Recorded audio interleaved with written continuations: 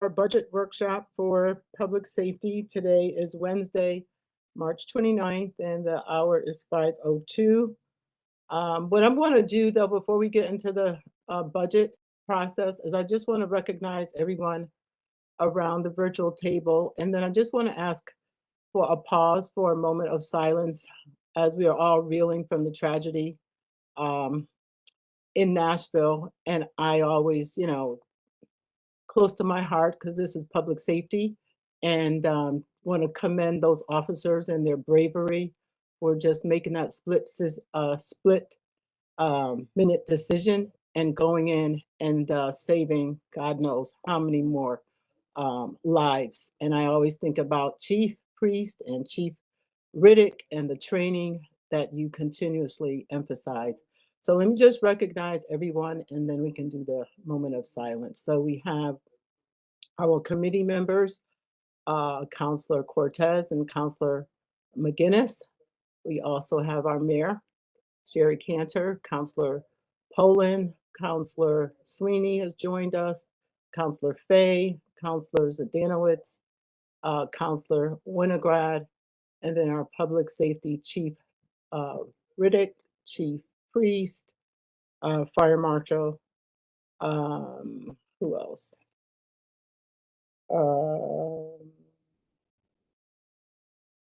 Chief O'Callahan. Fire Marshal Grimaldi, sorry, Chief O'Callahan, and who else? And Emergency Management, Mr. McHugh, and then I see some other, and we have our director, Mr. Pertira, and a couple of others. And your screen is not identifying your name, so if you would just identify yourselves for me for the record. So I think that's Dan Savelli, Madam Chair. Okay. Who's our IT specialist manager over at the fire department. Welcome. And then we have Lisa Newton from the finance department. Okay, welcome, Ms. Newton. Okay, so can we just pause because my heart just really goes out to the family as they have to prepare for unexpected funerals right around our religious holiday, as well as to the entire staff at the school and just the entire city for Nashville. They really need a lot of prayer right now.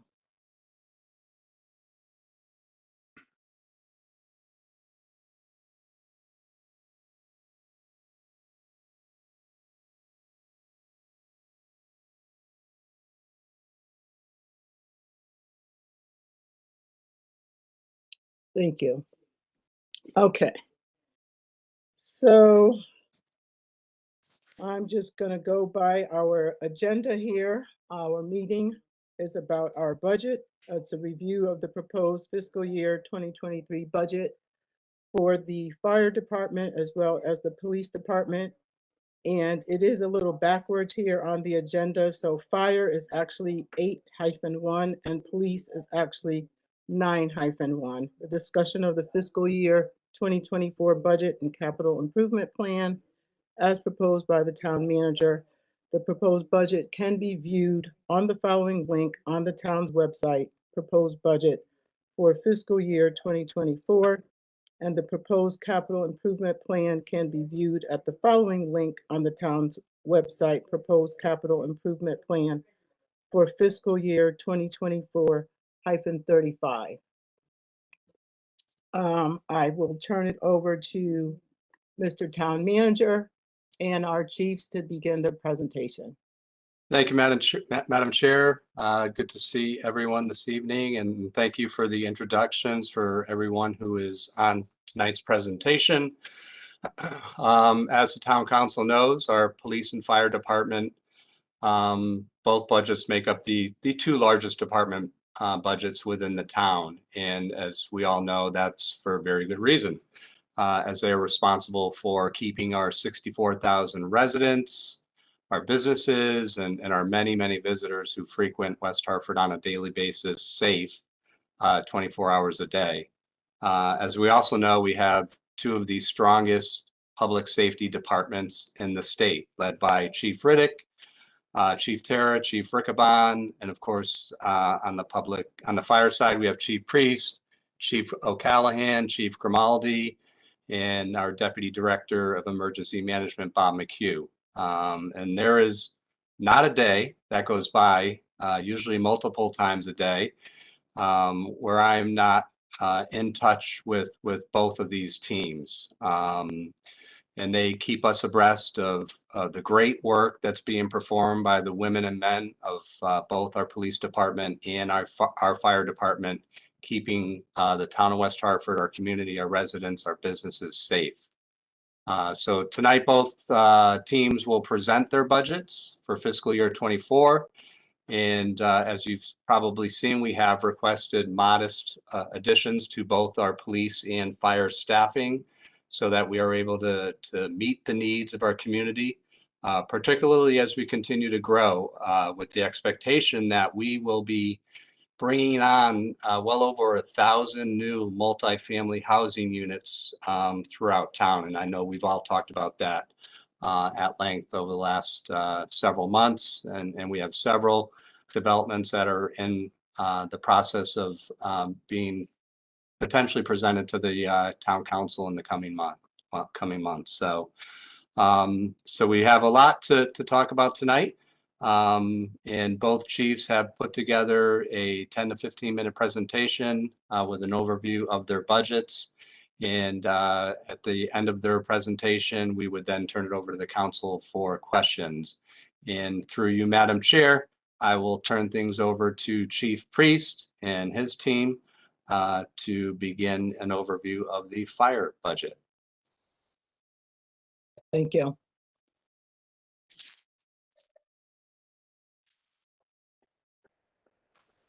Also to Councilor Blanks for recognizing the tragedy in Nashville. I'll defer any remarks that I may have to Chief Riddick to pick that up, but would say that I'm very confident in our team and their preparedness should something tragic like that ever happen. But moving on to our budget, I'm going to Priest, hold on a second. So your voice is coming in low. Can everybody else hear him, or do you hear him low? It's a little low. I will lean in and I will speak more pronounced and see if that works. Does that help or not? Still a little Nope. far away, Chief. Yeah, we really can't hear you, Chief Priest.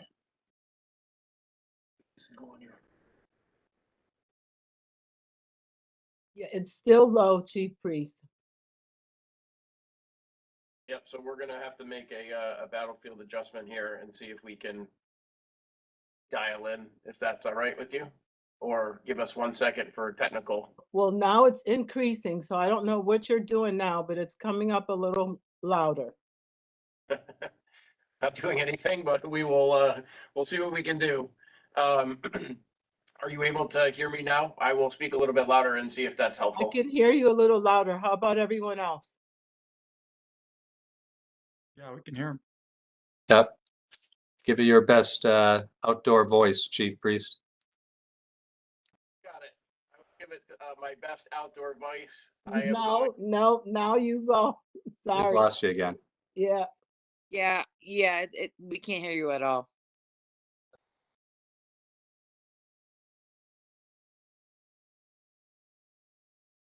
Derida, is there anything you can do to assist?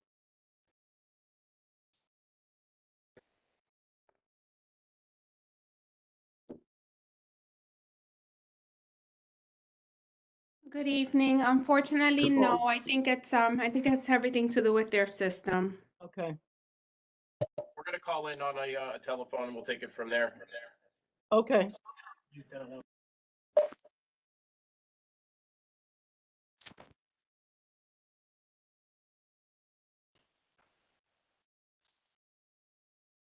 Yep. Okay,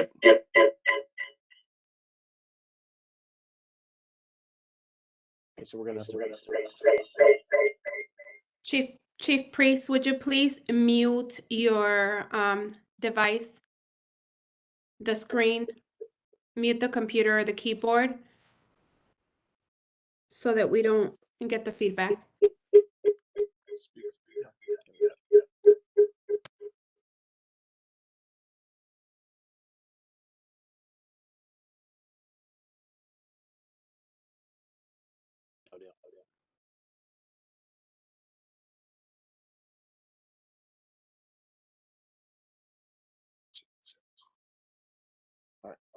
Gonna have to hold this one.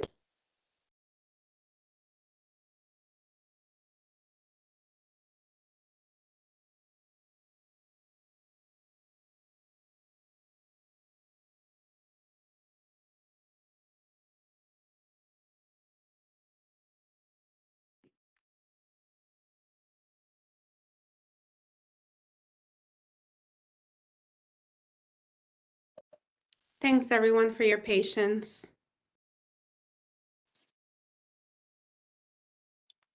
Of course, well, we're not going anywhere.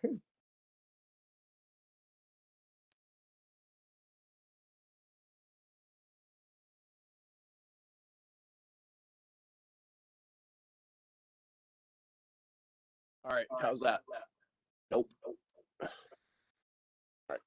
Yeah, why don't, Madam Chair, if it's okay with you, maybe we could have the police department go first and see if the fire department can work on their technical issues. Yes, that's fine. Okay, thank you. Chief Riddick, would you be okay presenting your budget at this point? No problem, sir. Thank you.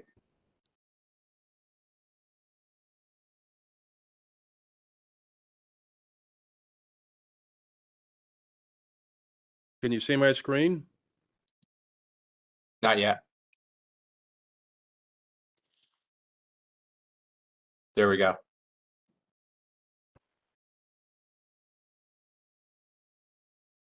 All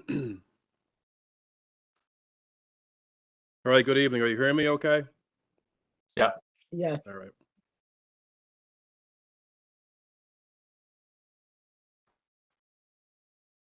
So good evening. I want to thank all of you for your time, and I hope we can work out the kinks in the system. It's the police department FY24 budget request. As you in the years past, you'd see the entire team with me, but we decided this year just to shift just a little differently. So I'll be taking the lead, but Sandra, who did the lion's share of the work, Mutino, is here across from me, as well as Assistant Chief Larry Terra. And, you know, I can't do anything without them. Unfortunately, Assistant Chief Rickabon had to take care of a personal matter. He's not here, but our entire team put this together, and I'm grateful for that. Secondly, I have a deep appreciation for the counselors on this evening. I don't envy your position, specifically the mayor and the town manager. I definitely don't envy your positions. You have various directors coming before you with requests for needs and wants, and then you have the very arduous task of trying to decide, you know, what you can do, because you also have to be beholden to the taxpayers. So I get it. I really, really do. This is actually my 14th year of presenting to either a board of aldermen or a town council. So I really, really do get it. But it does not mean I'm not going to beg. So that being said, going forward, last year's budget was 17,736,096. This year, 18,396,000. 3.7% increase, which equates to $666,000. Each week we have a cost containment meeting with our budget team, and we pay attention to the overtime, our expenditures, you know, all of that. So make sure we're on top of things. So we asked each division commander to submit their requests, needs, and wants. That came up to $1.5 million. We slashed 146,000 of that, and internally we approved 1.3 million. In addition, we're always looking for ways to mitigate the impact of costs. So last year we received, well, this year we received $209,000 in grant funding. So we're not just, you know, begging, we're also soliciting and trying to find ways to get money. And we hired since July 1st, 2022, 26 police officers. Currently, we have 5 vacancies. I apologize, a slight typo here, and it's running on, but we also have the inflation rate to be considered for this budget. And as of February, it was 6%. Police management, and hopefully this should be in the order of your packet if you have that. So we'll go forward. During police management, we have an increase of $21,240,000 for LPR software, which is the license plate reader software. That's page 9-6. Hopefully that correlates. That's will outfit each one of our cruisers, 30 cruisers, with mobile license plate readers, a force multiplier with our camera program. So that's very helpful. We also had $36,000, which was reduced by the town, in part because they did our actuals, and our actuals didn't reach that number. So I understand fiscally why that was done. But part of that increase was to fund a polygraph examiner. And last year, due to different staffing as well as the availability of classes, we did not have anybody available to be a polygraph examiner. This fiscal year, we will. We've already solicited. We've had several people inquire. So we are very respectfully requesting that at least $20,000 be placed back. This training is out of state, either in Florida or Texas, and it's very expensive. The class is $6,000. Then you have to pay for part of your food, airfare, travel, and hotel accommodations. And it's a 10-week program, very intensive, but the payback for that is significant. So we'd appreciate your consideration. Moving forward to professional standards, no change. Animal control. What we've seen is a significant increase with our actuals for animal control for vet bills. As you may remember, during COVID, a lot of people were home.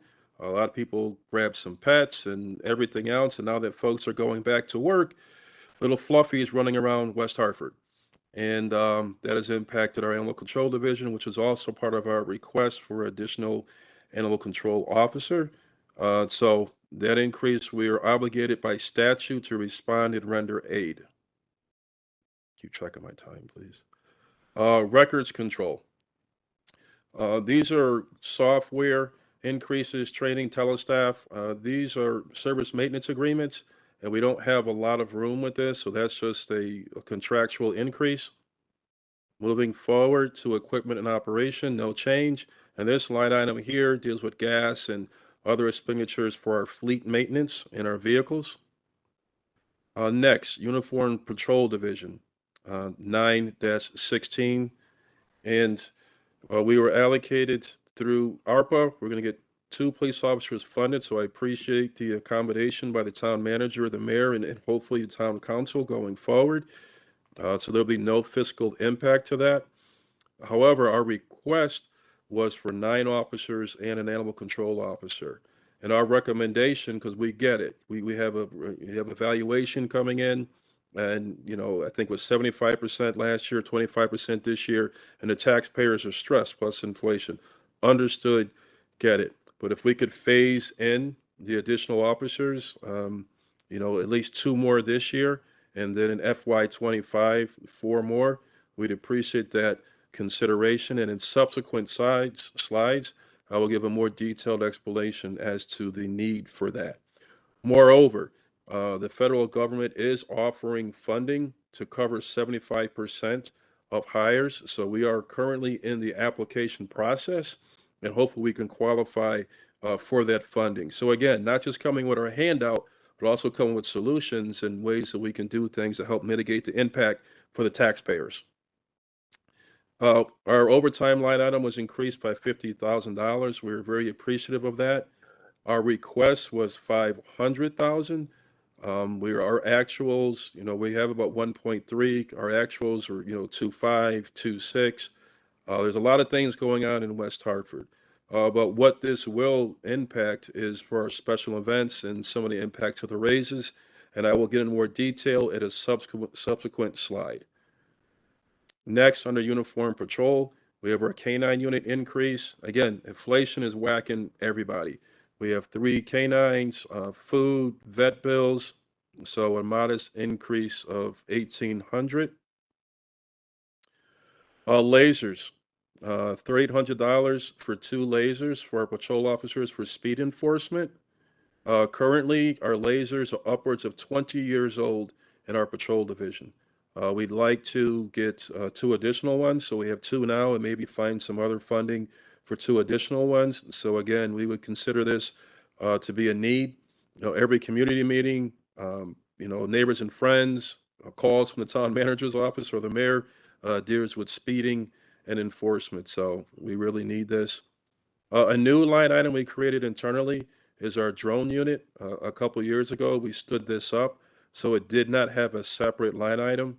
So this is some of the costs for the maintenance agreements, equipment, and replacement costs. Currently, we have, I believe, 4 to 5 drone pilots, and we have 3 drones. Next are ESU illuminators for 9,000, our Colt M4s for 7,000, and a night vision lease for 3,000 for a total, hopefully, of 19,000. The ESU illuminators are these for those who are from the military who might have an understanding of this. It's for low-level lighting and allows you to see the target in low-light environments, whereas people who are outsiders or the civilians cannot see the beam. So it's not like a red light, but it's something that the operators can utilize. Moving on to the Colts, our Colt M4s are upwards of 20 years old, and we were able to work out a decent deal of $7,000 for 7 rifles, which is a bargain. And so hopefully we can work on that. And then lastly, we started a night vision lease a couple of years ago, so this is just a continuation. And for our night vision goggles for our specialized unit in ESU. And I do not need to talk about this anymore after we just talked about Nashville, the importance of specialized units, and a couple of those officers were specially trained, and I'll talk about that subsequently.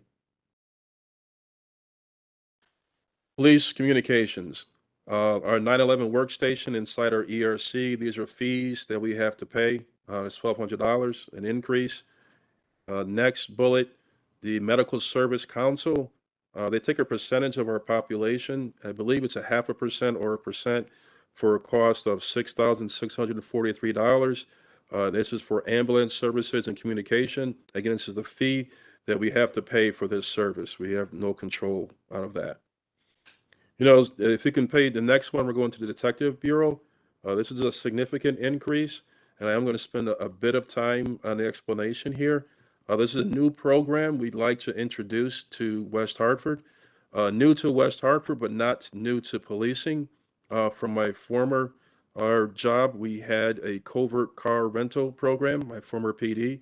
Hartford PD has this, New Haven PD, Stanford, a lot of the larger police departments in the top 10 of population have these type of programs.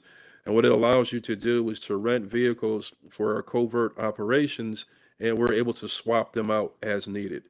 And this is really, it seems like a lot of money, but for what we're getting and 24-hour access and the ability to swap out cars when, for lack of a better term, that they might get burned. We're doing operations, somebody finds out it's a police vehicle, now they know we're coming. This gives us a chance to change those out. So this is new, but I believe it's a need for us, especially of a lot of what's going on nationwide within the region, and as well as within our state. Police community relations, 9-23.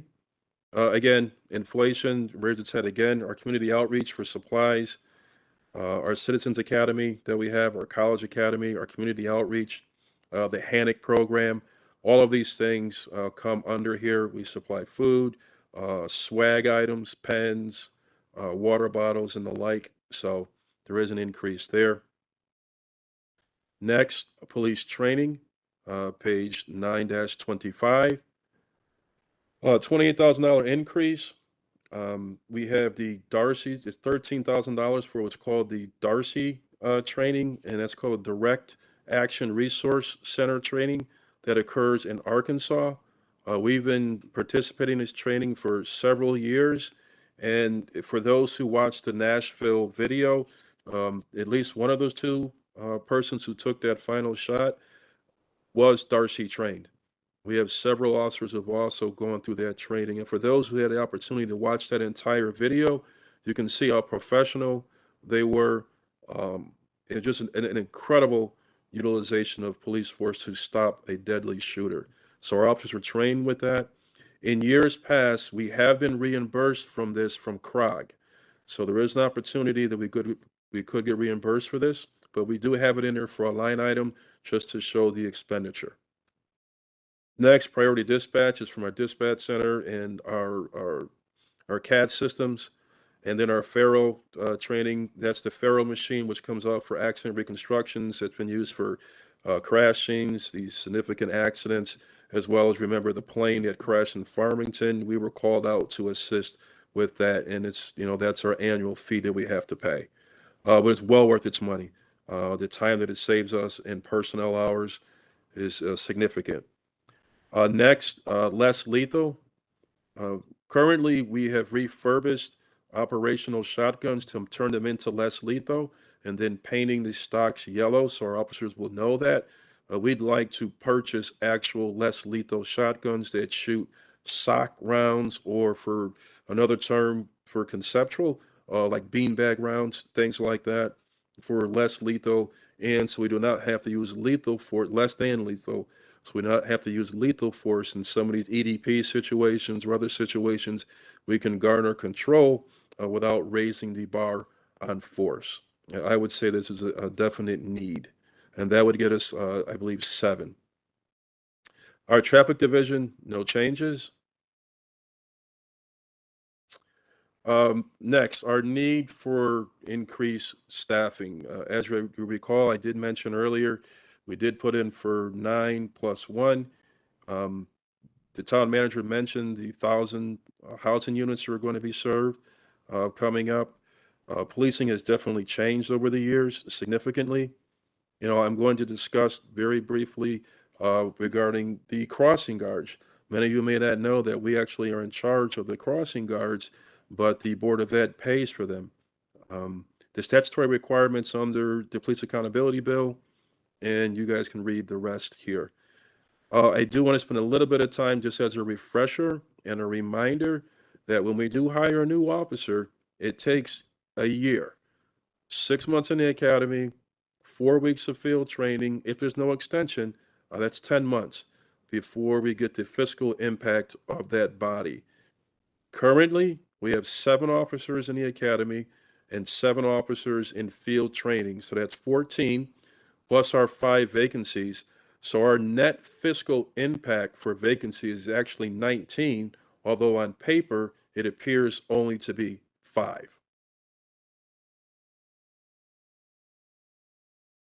Going back to historical staffing levels in the town in 1923, 12 officers, if you can imagine. That was certainly a different West Hartford back then. 1947 was 47 officers. 1970, 85. 1980, 124. 2003, 128. And currently we're budgeted for 132. What really sticks out is for the past 43 years, we've been about 124 to 130. And a lot has changed in the world, in the state, and in our town since then, but our staffing levels have not significantly changed.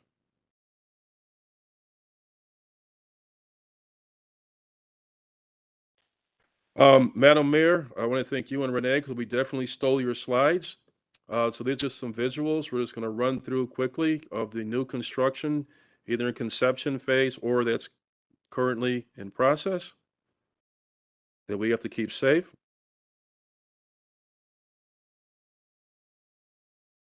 Very impressive.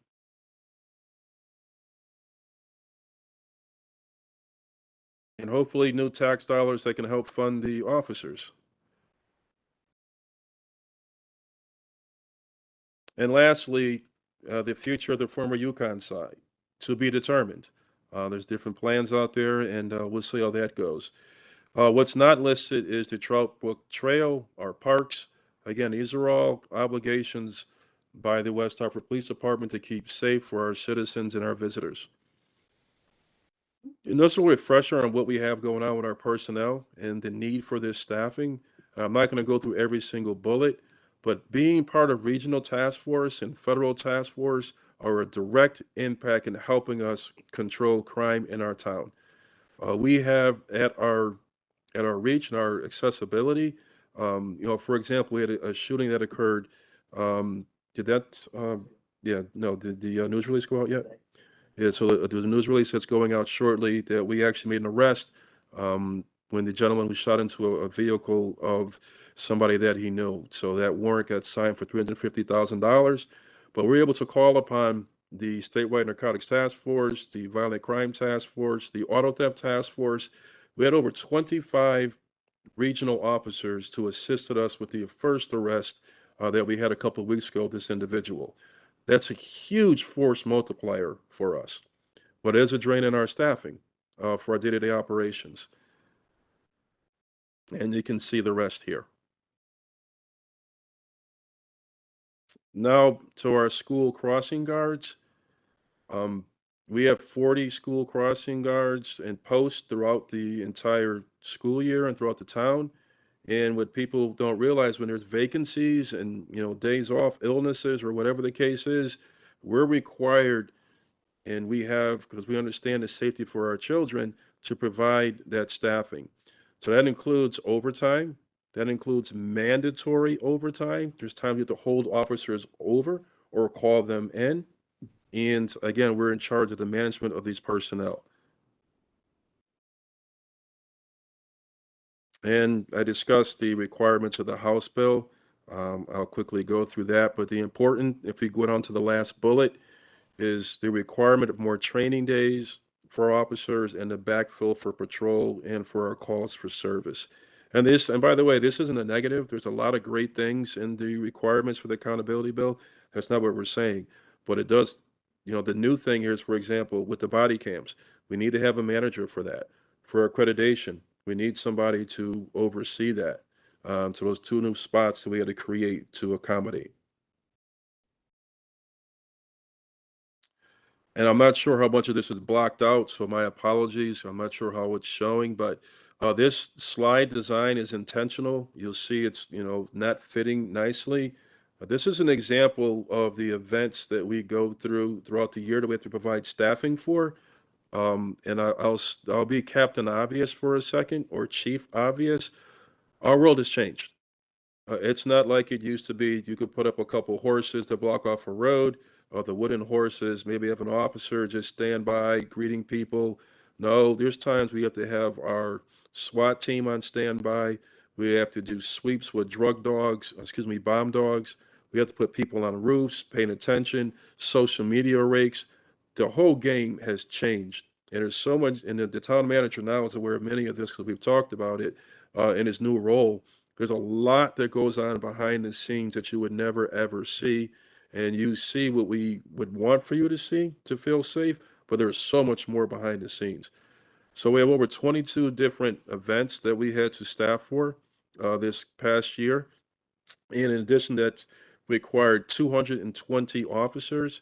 We were able to provide 184. So we were short, at the bottom, there's totals here. I'm sorry, 36. For example, we had Celebrate, Health and Wellness Fair, Johnny's Jog, Vigil for Ukraine, Fire and Ice, Halloween Stroll, the Pet Parade, the Pride Parade. These type of events take a lot of planning and a lot of behind the scenes and a lot of resources to keep people safe. Because unfortunately, for some of these, they're targets, and we have to make sure that people are safe and secure. Next time. Okay. Expected and unexpected incidents. This previous slide plus this slide are cost us in overtime $179,000 total. And it's labeled expected and unexpected because we don't know what's going to occur in the course of a year, but we know something is going to occur in the course of the year that's going to cause overtime. There'll be an incident, there'll be a robbery, there'll be a shooting. Our goal is to eliminate that, but we have to be realistic. There'll be a car accident. Hopefully no fatalities. That's our goal, 0. But these add up with personnel and staffing.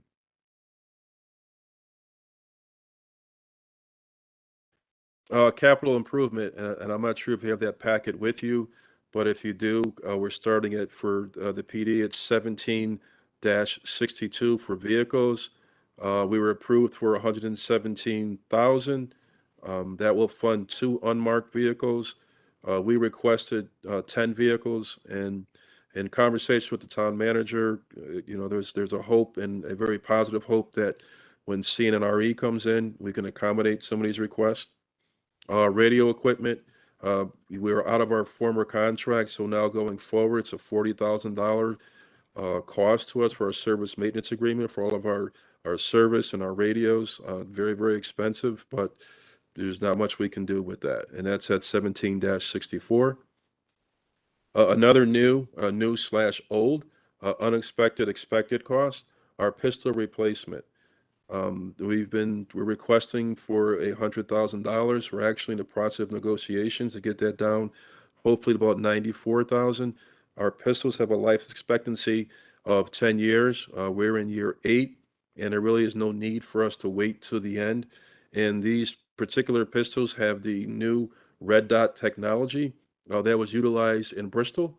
It doesn't take as much time to get up on target, and there's a red dot, not a laser, but a red dot within the sighting that puts on the target, and it improves accuracy, tenfold, and decreases the opportunity for a civilian or someone else to be struck by a stray bullet. Building improvements. 17-91. It's significant. $1.2 million. I know I sound like a broken record. Every year we come and we talk about the building, and if you can figure this police department, we're fitting a police department into a school building, and we keep expenditures and spending money and doing all these things, and it just doesn't work. It just doesn't. And if you can reverse it, like conversely, just imagine trying to fit a school into a building that's configured for a police department, and all the accommodations that you have to do and all the alterations. It just doesn't work, folks. And I'm pleading with you and urging you, and I get it, it's a lot of money, understood, and I have some subsequent slides to account for that. But there's a need for a public safety facility. We just need that. I'll just drop some numbers for you. Since 1990, we have spent $13 million on renovations, accommodations, and changes. That's a building. Today's world, in modern day, 2023, maybe not so much, but, in 1990 and 2000 and everything else, 2010, it could have been an entire new building. The resale, this is prime real estate that we have here. So the impact on this, whether it's a reconstruct or a demo, whatever the case is, somebody will buy this property. I will guarantee you, and pay a pretty penny for it. And we can use that to mitigate the cost of a new facility. We have yet, the town of West Hartford, to ever have a police department in a facility that was designated and constructed for a police department. Couple quick slides. The Ansonia Police Department in 2021, $15 million. That's a rendition, but that is up and operational right now. East Hampton Police Department, $44 million, but it's also police, town hall, and a school addition. Danbury Police Department, 2009, $38 million. New Britain Police Department, 2012, $35 million. Stanford Police Department, 2019, $44 million. Farmington Police Department in 2002, when a lot of these expenditures we put here, $8 million. Newtown Police Department, 2020, $15 million. And the West Hartford Police Department. That is the actual police department. I believe it's the second police department. The first one, I believe, was in a church, and my historian, Bob McHugh, was in a church. I believe this was the second police department in a house, a large house somewhere. So we're still putting that police department into something else. Third, I believe it's town hall. There was a town hall, which is next. We had space in town hall. We're going to fit that PD somewhere except where it needs to be. And of course, I'm doing tongue in cheek and having some fun, and I hope I'm not offending anyone. But West Hartford, you know, prior to me coming here, West Hartford was considered premier, always a leader, forward leaning, forward thinking, the best of the best. And I think we need to continue that with our public safety facility. And I understand it's big, but we do have I believe AAA plus rating. And, you know, so our cost for borrowing would not be that significant. And we're not saying this year or whatever, but we need to take some really constructive steps forward, no pun intended, for a new facility. It's a need. And many of you have traversed through this building. It looks cute from the outside, but look behind the curtain. All right, that concludes my presentation. And again, I want to thank Sandra, Larry, for their assistance. And I'm now available to take any questions. If I can stop the sharing. Thank you, Chief Riddick, for that presentation. A lot of information that's packed in there, and a lot of information that you shared in terms of the why. I will turn over to committee members right now, as soon as you probably take down the PowerPoint. Yeah, I'm gonna need some help. For some reason, it's not working.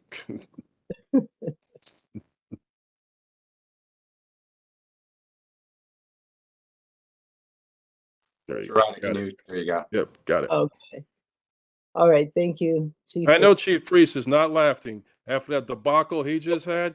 You just better. I was very kind to you. What kind of friend is that? Are you No, kidding actually, me? that's what we're chuckling about here, which is like it's a good thing you and I do fires and police work, not IT stuff. What'd you say, Chief? Can't hear you. Oh, wow. All right, let's get back on track. So, do we have any questions from our committee members? Counselor Cortez, Counselor McGinnis? Yep. Counselor Cortez? Through you, Madam Chair. So my question is with the the OT for special services. Is there a fee associated for that for people hosting the events for the PD? I know Hartford has increased their fees over the years. Do we have fees for that? Yeah, those are our actual costs. There are times that there's be extra duty or PJs in which the vendor will pay, but you know it's up to us to decide what's safe. So you know, a lot of what I explained to you was our actual costs that we gave, and there is some mitigation, and there is some funding that comes in from the vendors, but it doesn't. It rarely covers the total cost. Okay, thank you, Chief.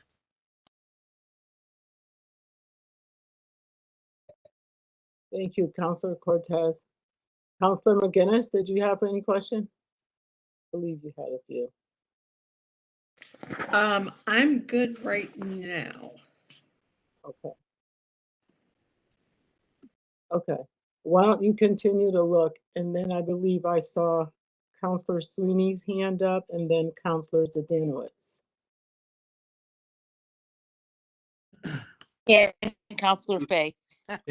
Thank you, Madam Chair. And And then we'll Chief, go to Counselor Fay.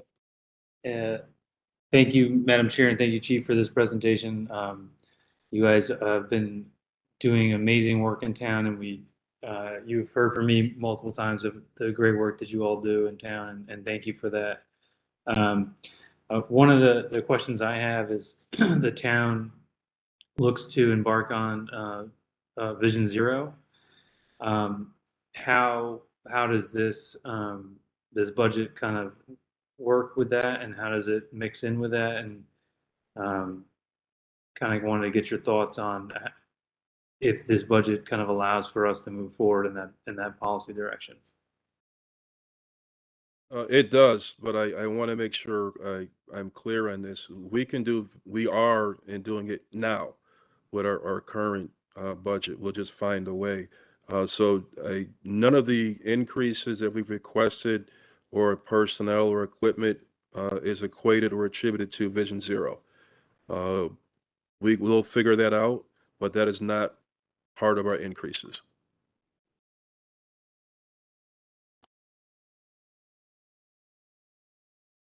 Thank you, Madam Chair. Thank you, Chief. Counselor Zdanowitz. Thank you, Madam Chair. Thanks, Chief, for that presentation.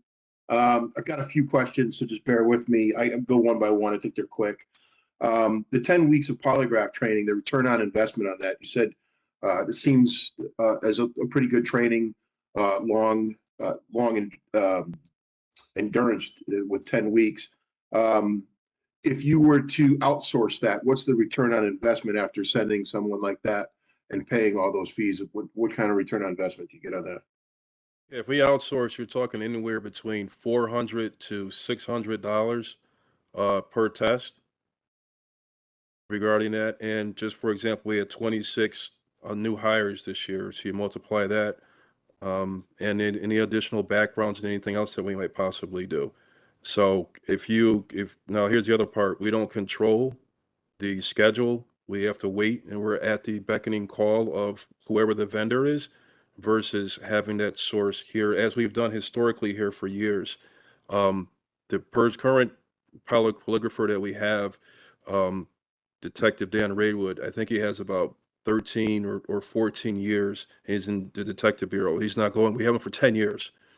The next person, the persons that we're looking at to assist him, has about 10 years of service. So their retirements are 25. So we have that person for 15 years. So I think over the course of time, and there's a value to having this schedule, and there's a value to accessibility. So I think it's well worth it. And we're not in accordance here. There's many other PDs that do it. Yeah, thank you. Appreciate that. And then the night vision lease, 3K.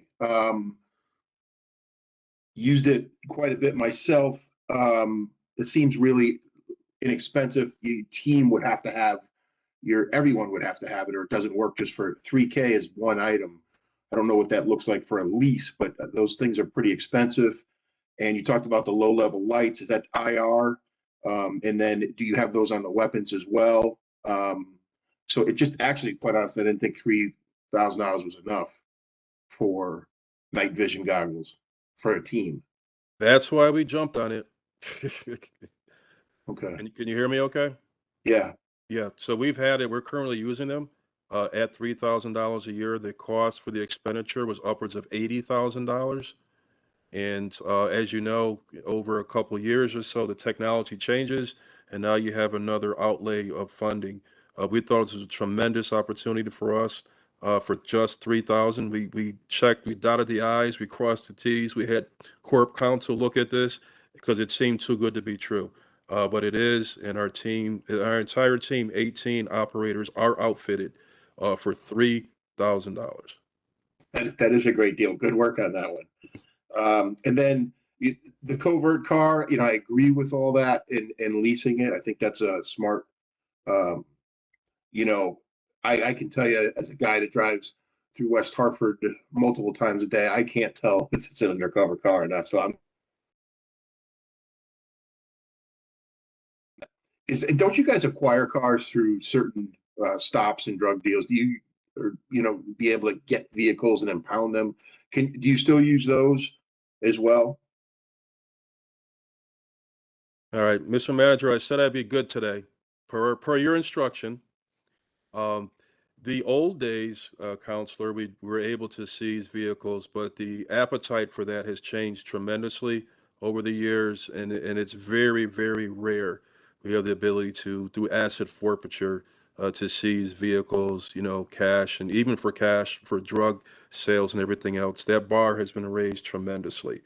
My previous experience in Waterbury, you have the drug seizures, the vehicles, and even sometimes houses.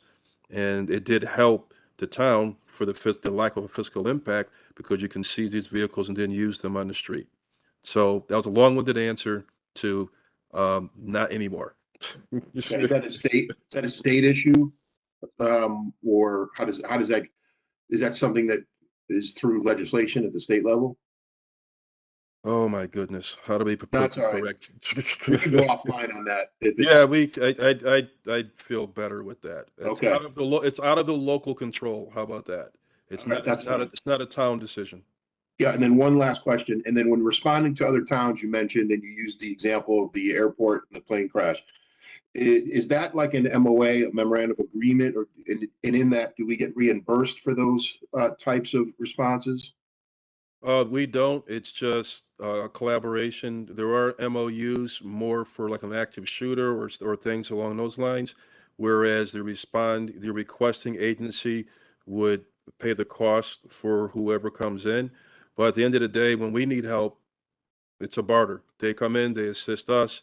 There's been times we were short before we had the Pharaoh. We reached out to the regional team with Farmington and a couple others, and they came in and helped us at zero cost.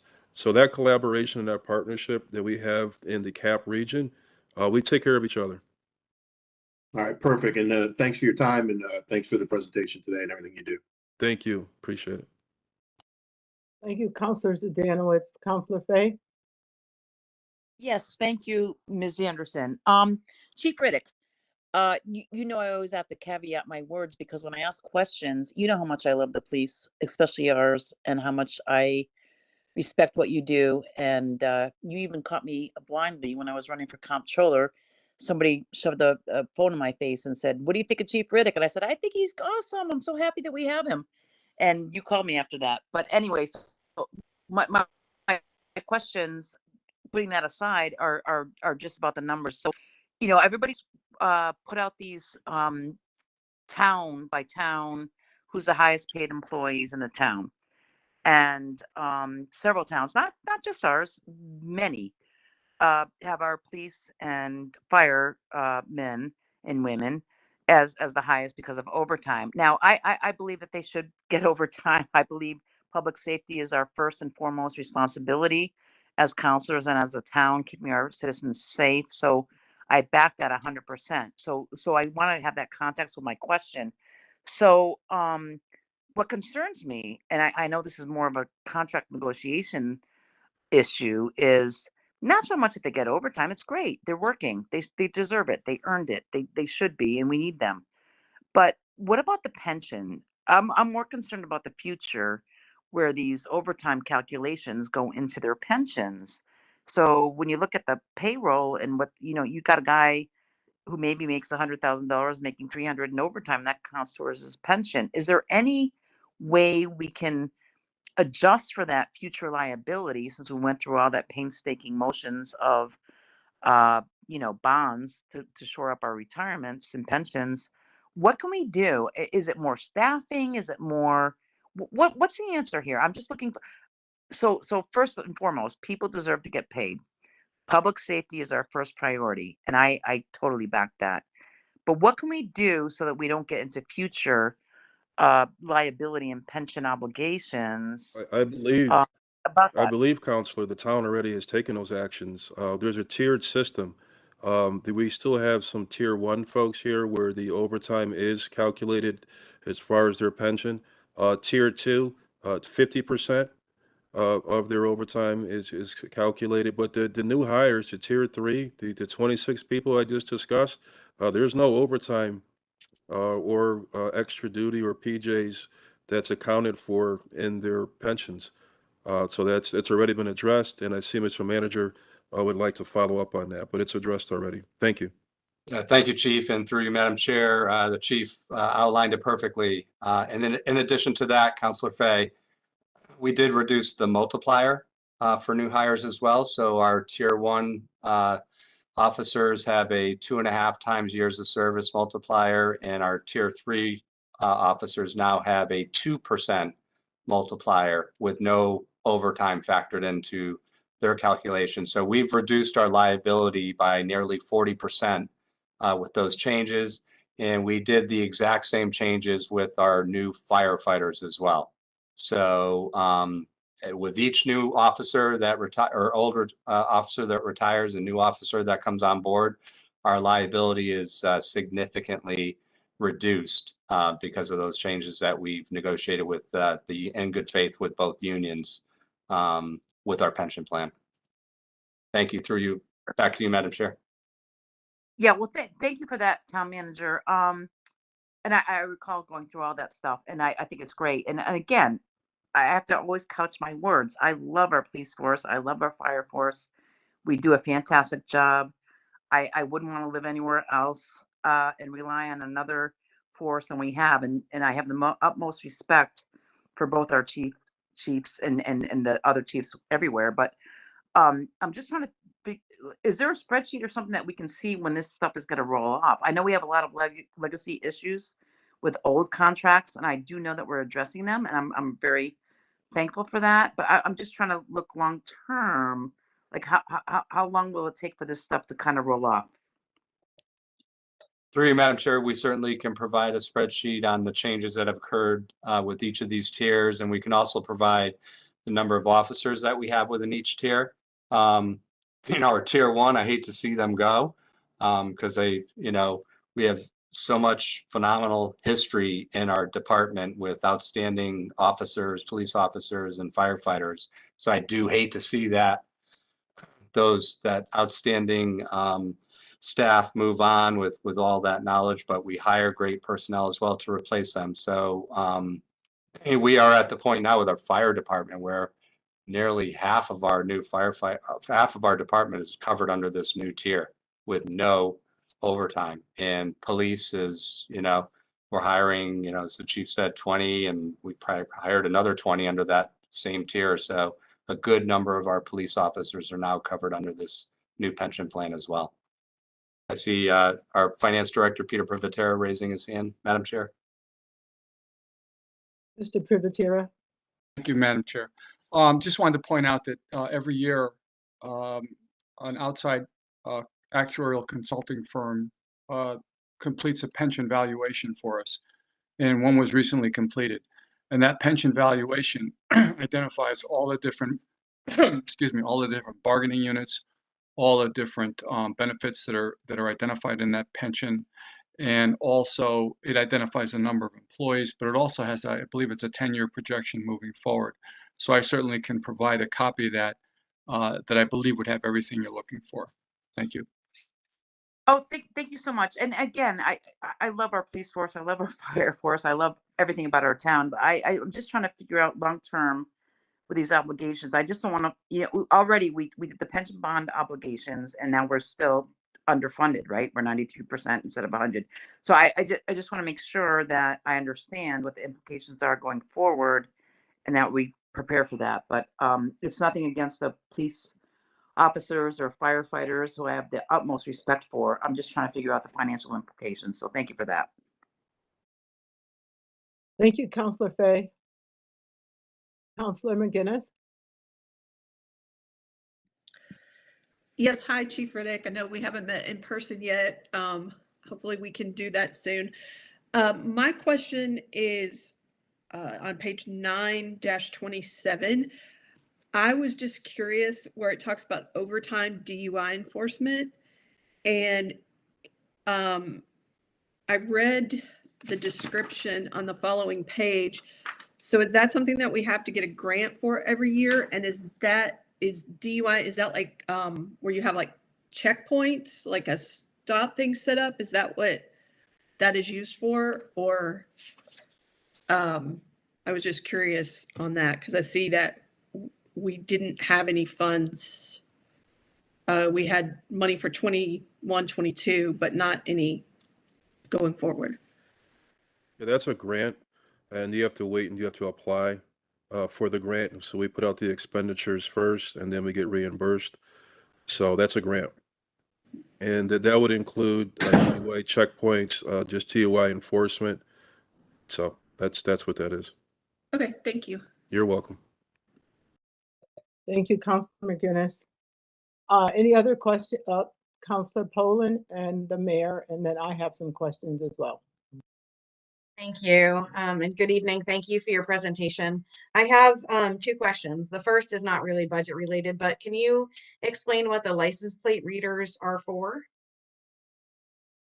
I just don't know what those do. Yeah, they capture the information in an image of a license plate, and they provide us if there's information that's placed inside there, for example, lost persons, kidnapped persons, wanted person, that would all pop off with the LPR. Our current camera system that we have now, 13 cameras, coming in. And actually, if I was really smart, I would have brought that information with me, but I'll do that the next public safety meeting, as we had in the past. We capture a lot of people, stolen vehicles come through. They don't know, and we get an alert that comes into our ERC and to some of our officers' phones, and we can set up and, stop crimes from happening and lessen the opportunity for any type of crashes or impact to the public. So they're very, very useful. Thank you. You're That welcome. is very helpful. Also, and I may have missed this, but do you have a projection on the number of retirements, or I guess turnover for any reason that you might have over the next couple of years? I'm just trying to wrap my head around how many new people we want to bring in and how many might be leaving. Yeah, we had 4 retirements last year, and we hired 26 through the previous years. I don't have that breakdown. We do capture that. I don't have off the top of my head. I do know we have, I think, 3 more people this year who are eligible for retirement, and I think 2 more in 2024. But I can get that to you. I'm just going off the top of my head. But we do track that for Okay, so if we're bringing in 2 people but losing 3, we're not necessarily increasing the size of the force, right? There's always a hiring lag, and part of that issue is, as I mentioned earlier, because of the 10-year to 10-month thing. So there's always some type of lag. You're never really at 100% because of retirements, injuries that occur, early retirements, workman's comp. So when you Yeah, have, I'm not so much asking about the lag, but just the pure numbers. If we're expected to lose 3 people and you're asking us to add 2, then you would we really normally end keep up up. Yeah, so we at a loss of 1, right? Well, here you go. I'll make it simple for you. We're starting this year. When we started 2023, we had 2 vacancies. We had 2, and now we're up to 5 because a couple of people resigned and another person retired. So we've been able, with the help of HR, to keep up with the attrition rate. So we're happy with that, and we anticipate we had a significant number of people who were the tier 1 folks with the 20 and out. That group now is down to what, 4? I think like 4 or 5 people. So now that next group will be folks with a 5-year span where they can't retire until they put in 25 years. So that will significantly impact our attrition rate in a positive way for us, and as well as keep up with the decrease in the hiring lag and allowing us to keep up our complement of budgeted officers. Okay, so I think I misunderstood then. So what you're saying is you would want to fill the vacant positions and also add 2 more. That is Right. correct. We're currently Okay, budgeted. that's what I was asking So we're currently budgeted for 132. We would like to, if we had our druthers, go up to 140 or 141, because we also understand that there's always going to be a hiring lag. So you're rarely at the budgeted number, but our operational number would be about 130 or 131. So we can do a lot of things that we discussed throughout this presentation. So, for example, we're at 132 now. We're rarely there. I just described our vacancies now are 19, even though we're budgeted for 132, and on paper, we have, 14 people that we can't use right now. Got it. Thank you very much. You're welcome. Thank you, Councilor Poland. Mayor Cantor. Thank you. I just thank you for the presentation and, of course, for the work you do every day, and all of the pieces of the department that keep our community safe.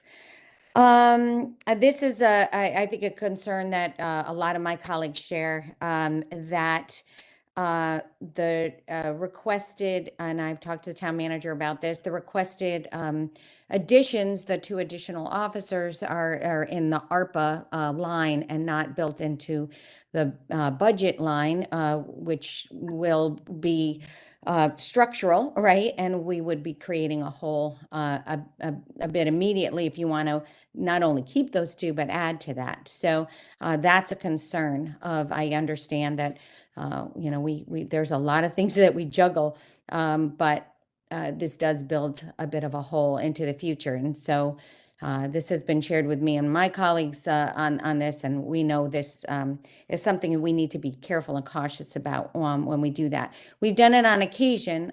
We've did a half a position or a position But, we do need to take that, we do need to go in eyes wide open that we would be building a bit of a hole. So I want to make sure we all are, realize that.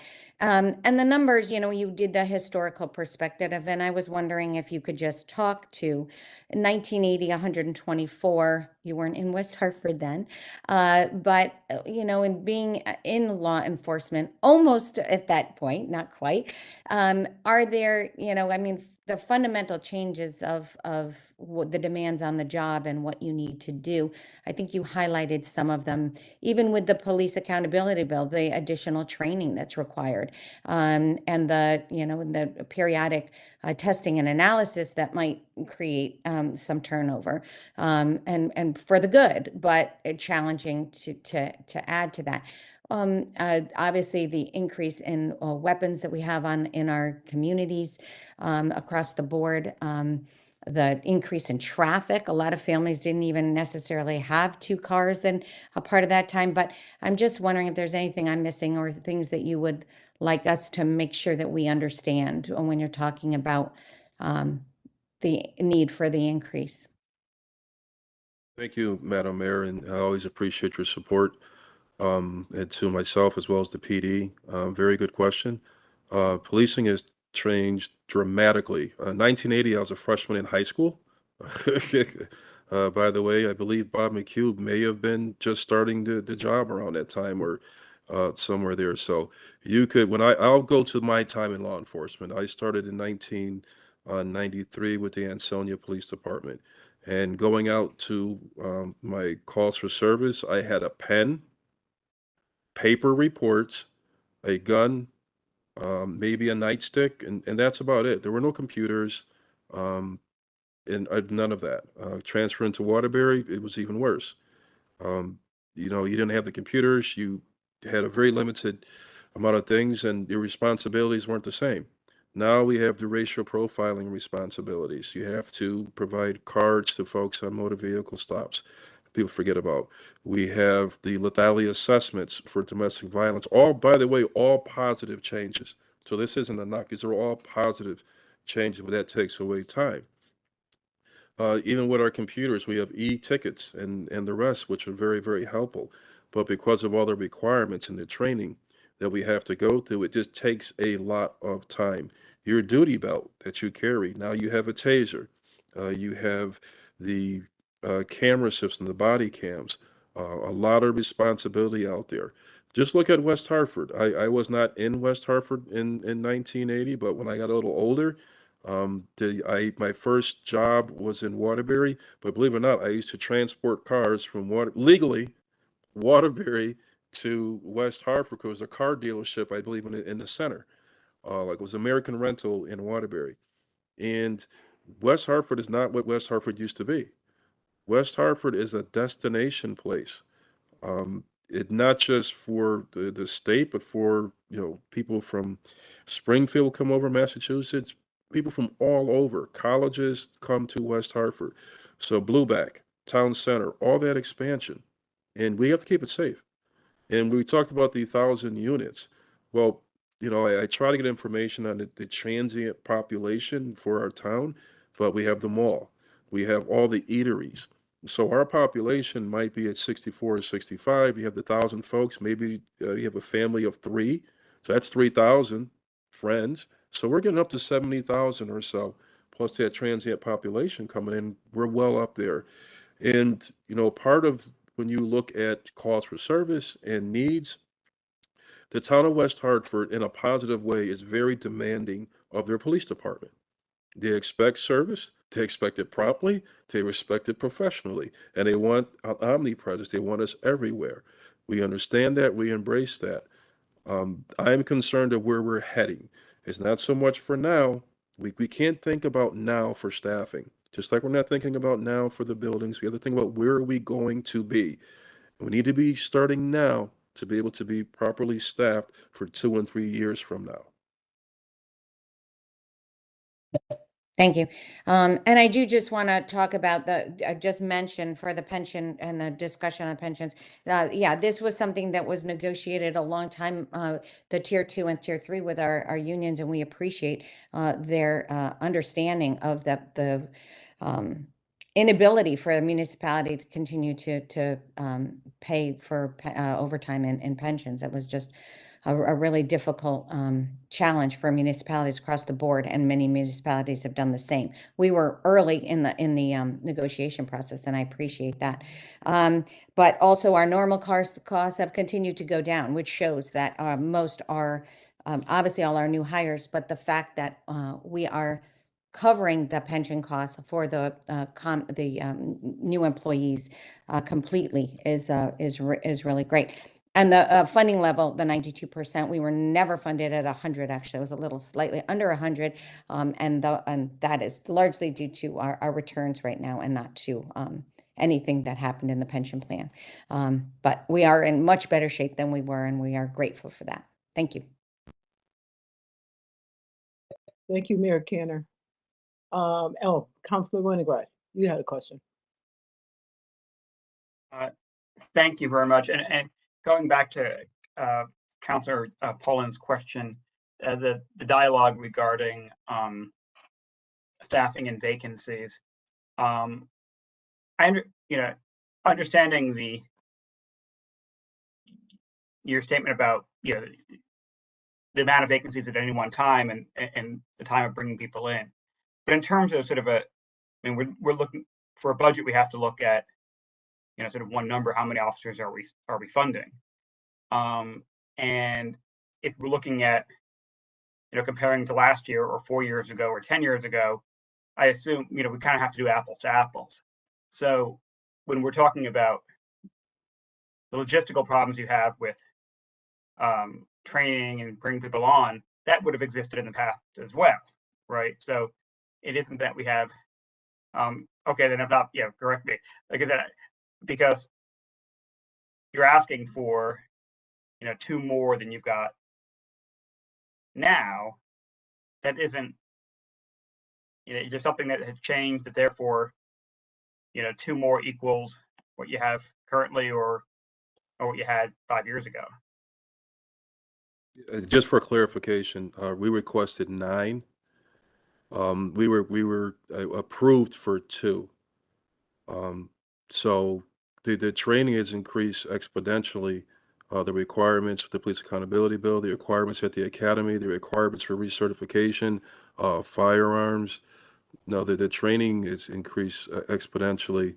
And in my humble opinion, have been doing this for 30 years. The town of West Hartford, where we're at and where we're going, I think we need more officers out there. We'd like to expand for walking beats, putting people on the Trout Brook Trail.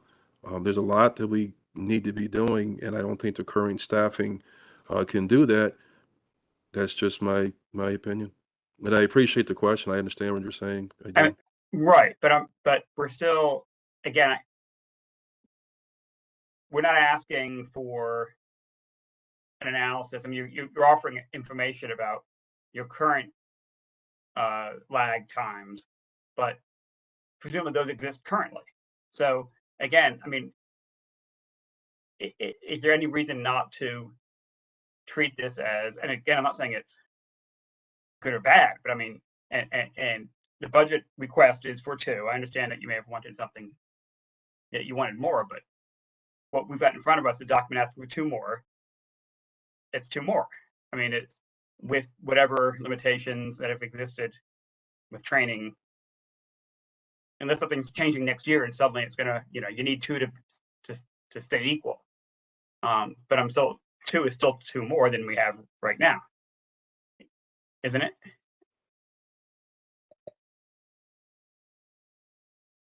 Go ahead, Chief. It is. I must be missing your question. Okay. I'm clearly missing. Yeah, I apologize. I must be missing your point. I'm sorry. Okay. It just sounded like, again, we're hearing the discussion about the vacancies and why you're asking for more officers because you want to have more feet on the street. I mean, for all the purposes that you're talking about, and that's what we're, you know, I'm sorry, Ben, but considering. what is your question? Because I don't think that I'm following that either. Well, no, I was just confused by the discussion of vacancies as a response to Council Poland's comments about, you know, how, you know, getting to that exact point of the extras. So I just want to clarify that you're not making an argument that because of additional training requirements, adding 2 officers is really not adding to what we have on the ground.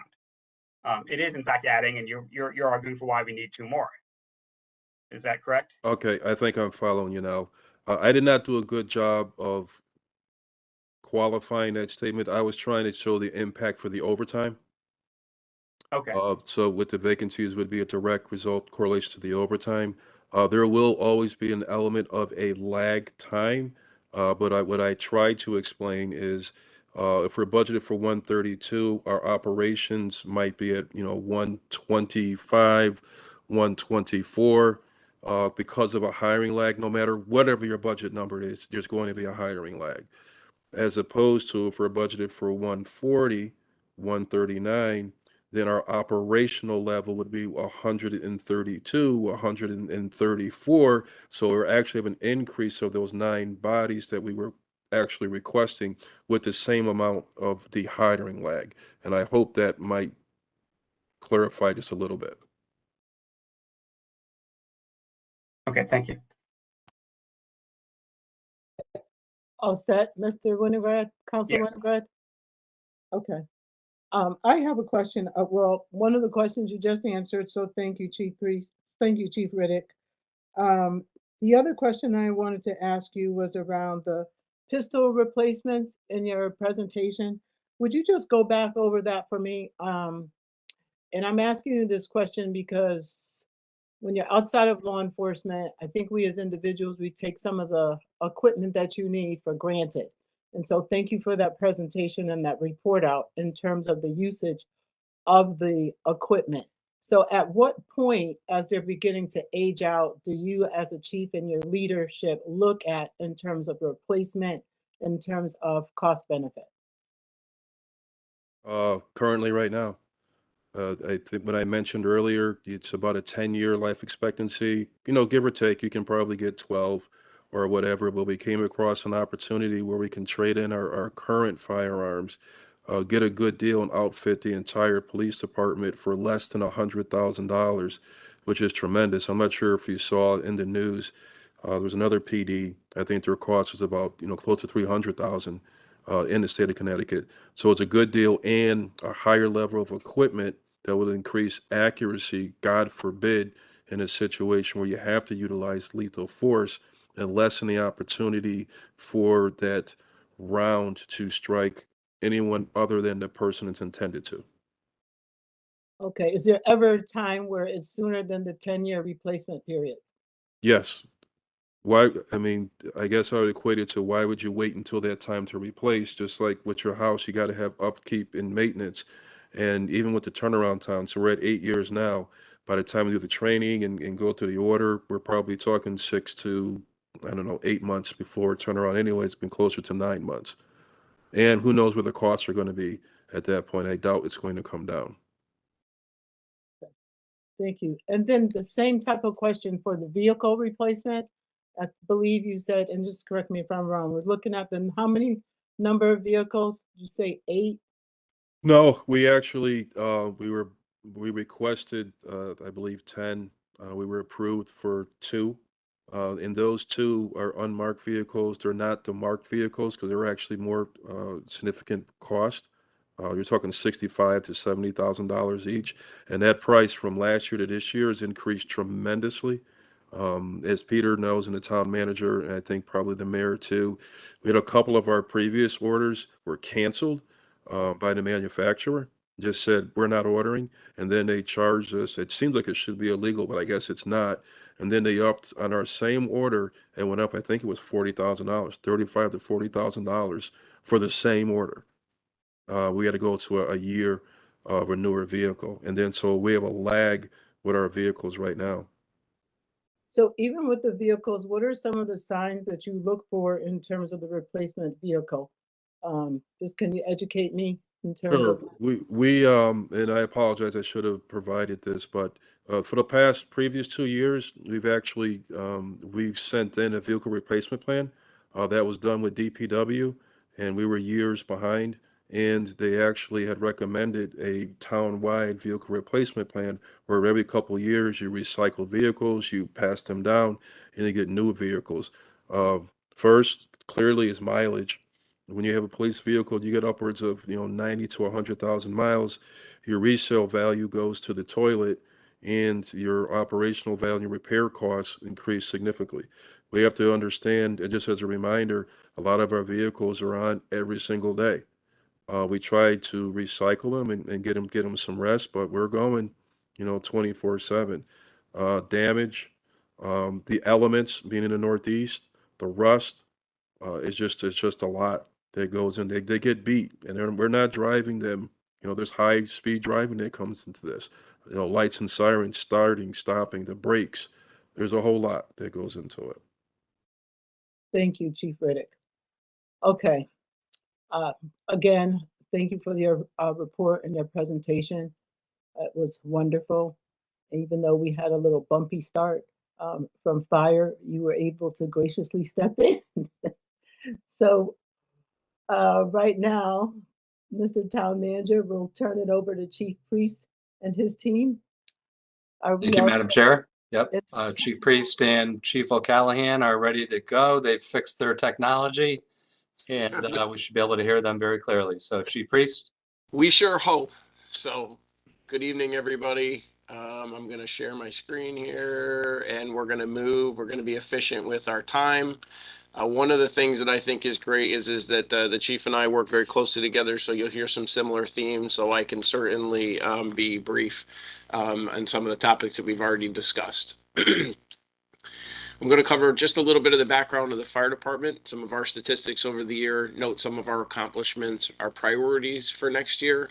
I'll cover the highlights of the budget request and generalities, and then I'd be glad to answer any questions that you may have of me. And obviously, we would thank the mayor, the Public Safety Committee, the council, and Town Manager Ledwith for all of the support that he's given us and how interested and engaged this committee is.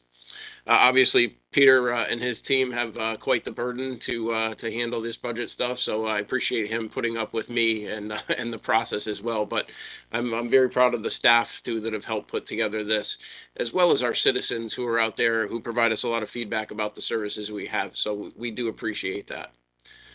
As a matter of background, the budget book has 8 financial areas, but I'd like to discuss the 4 functional areas, which I think helps place our budget requests, which is namely our emergency management division, which is most often associated with our preparedness, our planning, or our host community project.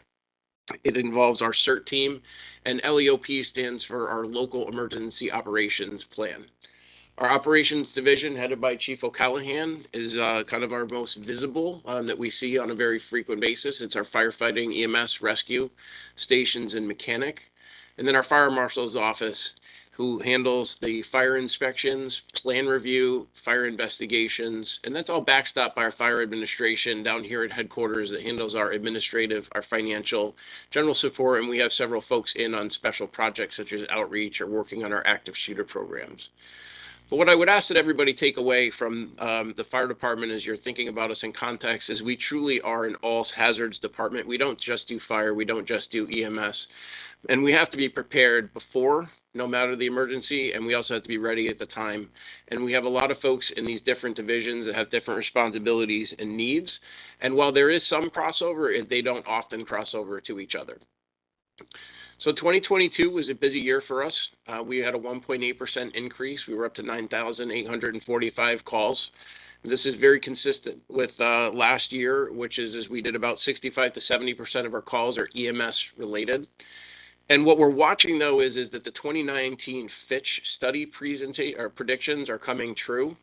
And we know that when Fitch did their assessment, they weren't expecting that we were going to go into a worldwide pandemic.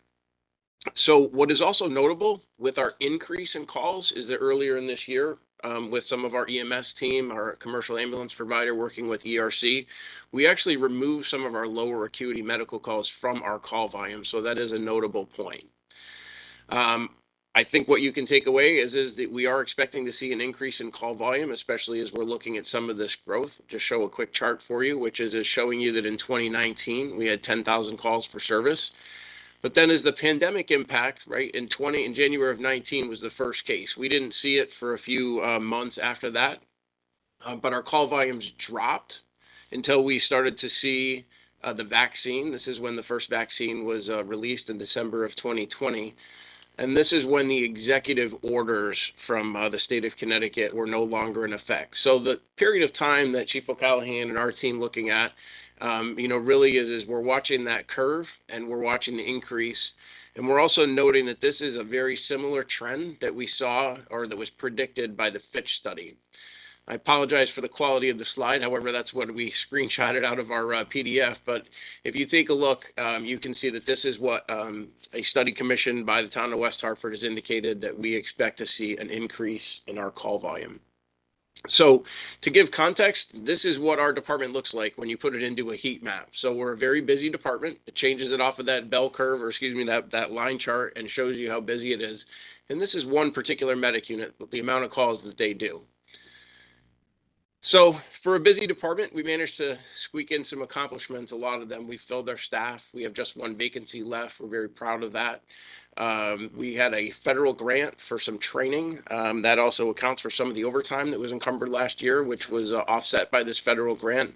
And that's really an important thing for us, is that investing in our people and their training. We worked with IT to be able to have an IT staff member dedicated to the fire department, addressing our needs that we have here on spot. And then obviously Bob and his team in our emergency management have made a tremendous strides for our host community program, which we expect to have our first drill in May of this year.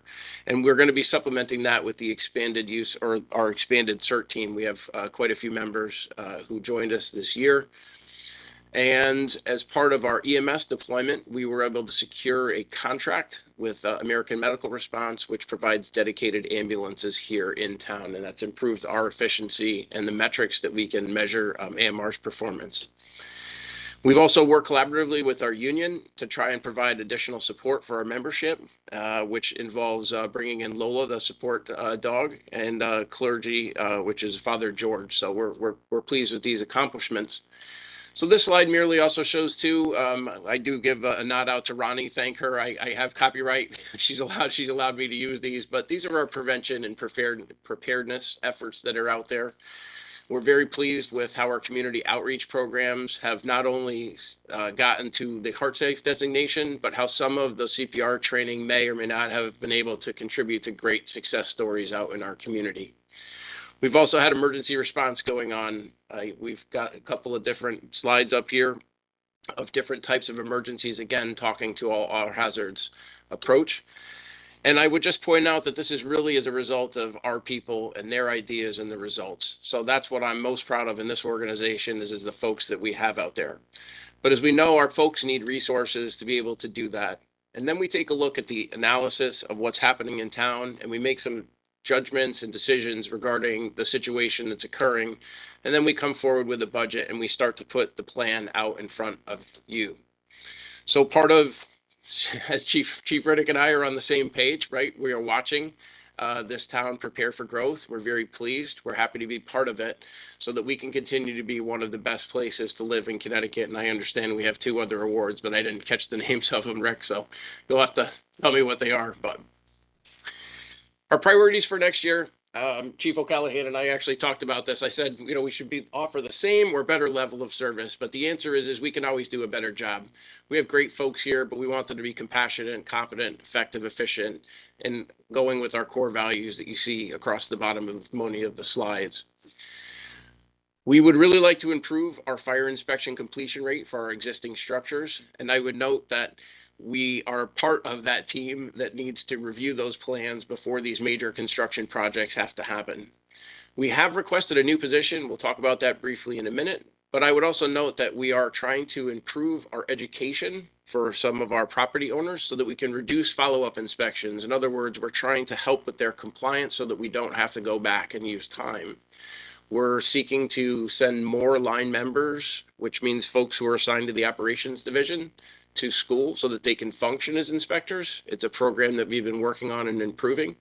But we just always want to keep the end goal of trying to increase those inspection rates as what we're really trying to do for next year.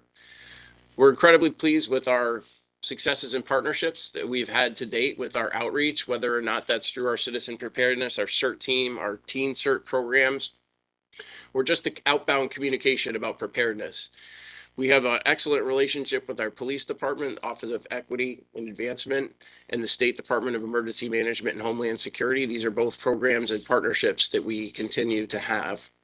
And this is kind of breaking news. We're working on this now, which is we're working with the school system on both short and long-term plans, both in small steps and some big visionary ideas for how we can engage youth. And we believe that we're able to do that because we've got our department filled to a place where we can now start looking at these longer-term solutions for how we can bring in the youth and engage them into our type of business, opening up career pathways for them, and obviously removing barriers and hopefully increasing the diversity of our organization.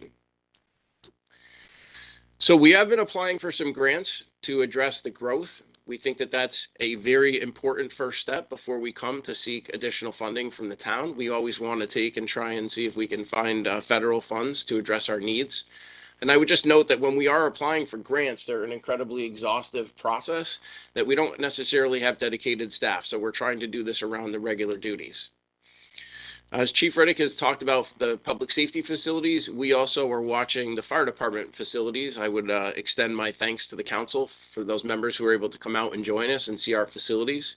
You know that we have consulted with Tecton Architects. They're going to be taking and reviewing the stations, and there is some funding allocated in this year to be able to make some renovations while we are waiting for that study to continue. Our training tower is funded, but we've moved that up in the study priorities so that we can come up with some good fiscally responsible and educated way of trying to rebuild that training tower. But we're also, I guess the cautionary note there is we have to watch and understand that when these studies come back, that there will be future needs that we're just not prepared to, we don't know what they are yet, but I would suggest that it's something to put on the radar screen. Much like Chief Riddick has said as well, you know, we watch our vehicle replacement. We want to ensure that they're reliably replaced so that we know what to plan for. In our light vehicles, we're looking for a consistent replacement schedule. And we've discussed this. I appreciate the council having done a mid-year allocation to assist us with that. But we're also watching an issue right now affecting the fire service nationally, which is we're heavy vehicles, so our apparatus.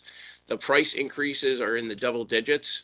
Sometimes they're predictable, sometimes they're not. But as a result of build times, the costs are skyrocketing. And anecdotally, what we've found is that manufacturers, municipalities are sometimes choosing ARPA funds so that there are a lot of orders going in, which is causing these build times.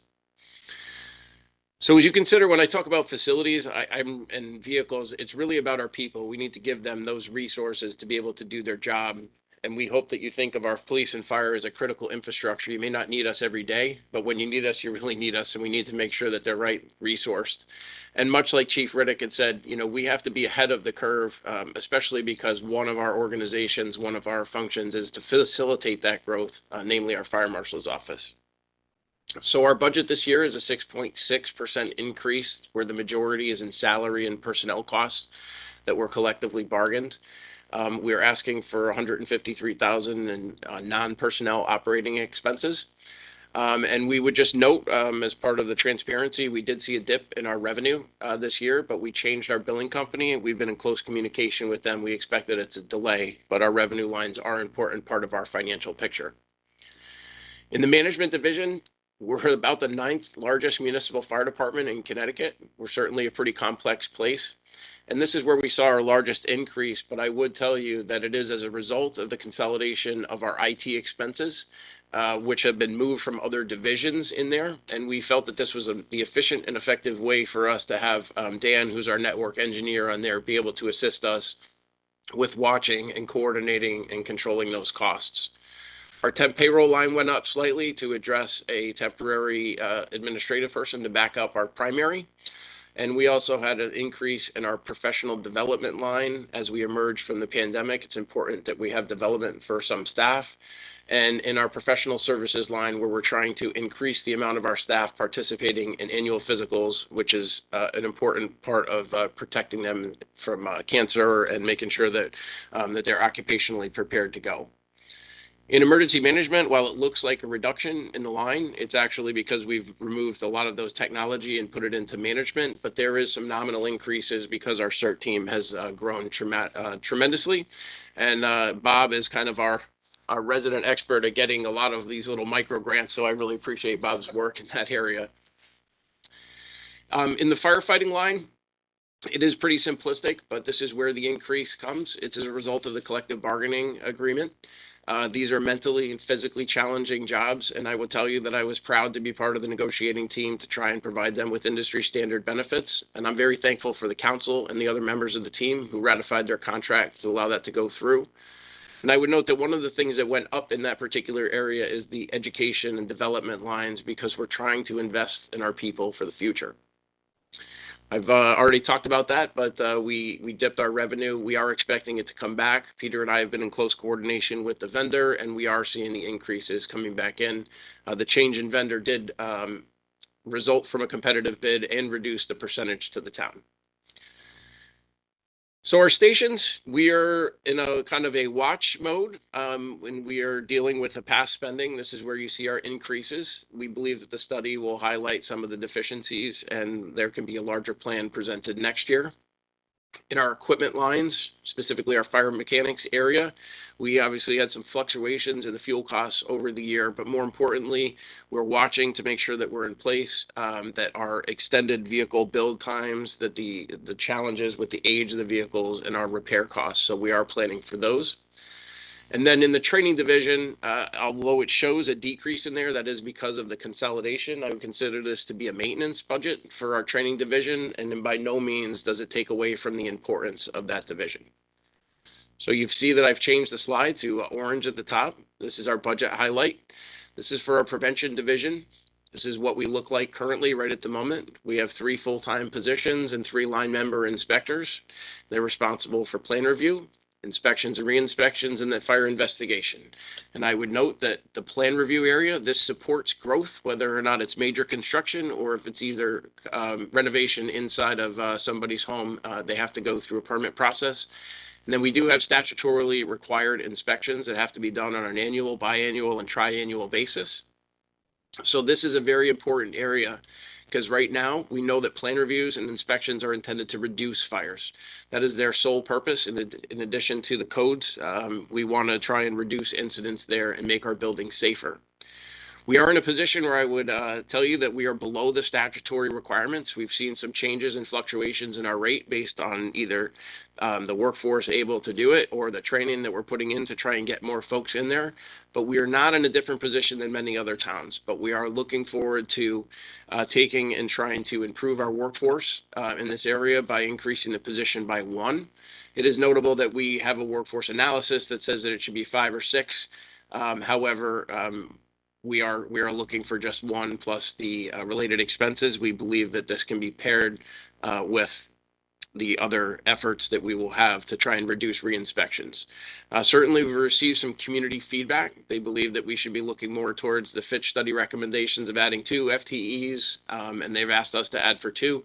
But I will tell you, I would like to see this, the 1 position guaranteed would be very helpful, and we will supplement that with other efforts. So as I come in and land the plane here, I would just say thank you. Much like Chief Riddick said, we recognize the challenges that the council and Peter and Rick have to make in these decisions, and Mayor. But I would tell you this, above all, I truly feel listened to. I think our department feels cared about, and no matter what those challenges are, I appreciate working with this team. Some of our larger items, such as our facilities, those are presented by other directors, and we do that in communication and coordination with them. But some of our larger projects you can see probably being presented by other directors. So we've highlighted the fire inspector position. I look forward to that. to hearing some support for that. As I said before, when you hear that we're applying for grants, it's because we're projecting for future needs and we're starting to forecast what might be needed. And as you consider that there will be a financial impact to us asking for additional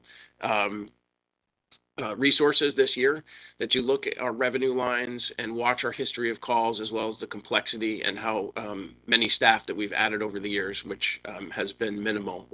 So with that, I would just say thanks also to our union, who has done a great job of being great partners with me, with our team, and know that we all collectively look and say and believe that both the growth and the complexity of our organization is going to require some multifaceted support. So thanks to my team who's with me today, and I'm glad to answer any questions that you may have of me. Thank you, Chief Priest. Thank you for that great budget presentation and explanation, and just giving us some insight in terms of the why, the ask, and then with the number of us that went on the station tour, I think it really gives some context into what you're requesting. And for those of us who received the Fitch study, it aligns with what's some of the information is in the Fitch study as well. So what I will do is turn it over to the committee members for questions, and then to our other counselors. So I will, okay, Counselor Cortez is up. Through you, Madam Chair. With regards to the fire inspections, is there revenue? Do we gain revenue from the fire inspections?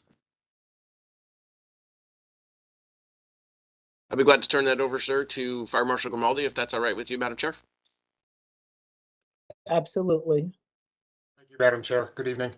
Robert Grimaldi, Fire Marshal. So indirectly, there's some revenue that we take in occupancy fees. So what it is it's an ordinance that was passed probably about 15 years ago, and the town of West Hartford charges for people to use the space as intended, right? So whether it's a residential property or business, mercantile, it goes by the occupancy type. So we do charge a fee, but it's not directly an inspection fee. Thank you for that answer. And then if I can just give one shout out to Community Support Officer Eccles. I witnessed him doing some the heart saving training with Berkshire Hathaways yesterday. He did a great job, and it's it's great to see stuff like that going out in the community. So thank you guys. Thank you, Counselor Cortez. Counselor McGinnis. So in the revenue lines throughout the budget, are those blank because of the issues with vendor, or let's see, because on 811, there were several throughout here that didn't. 86. I was just curious if those were because of the delays you said, or that you didn't have an estimate right now on. Okay. I see Mr. Privatera with his hand raised, so I'll turn it over to him, Chief Priest. Thank you. Pete Privatera, Finance Director. Some of the estimates that you see blank, you see that there was money received last year and there's an estimate for this year, but it's blank. Those are grants. We don't budget for those until we receive them. Some other areas that you see blank, for instance, paramedic intercept, which is blank, that's because, as Chief Priest stated, we went to a new vendor, and the vendor basically is backlogged on some of the billing. I just submitted a monthly report to the town manager, and in that report, I explain what's happening with paramedic intercept and paramedic revenue in general. Although we're not showing it at this point, we hope that once the backlog is cleared, we'll get it, next fiscal year or the end of this fiscal year. but the majority of the blanks that you see are related to grants not yet received. Okay, thank you. You're welcome. Thank you, Counselor McGinnis. Any others that have questions for Chief Priest? Counselor Poland? Yes, thank you. Thanks for that presentation. What is the cost of the new position that you're hoping to fund through ARPA funds? That's the fire inspector position. Pete, would you like to field that one, or do you want me to? If you have it right in front of you, go ahead. I'll just have to take me a minute to find it.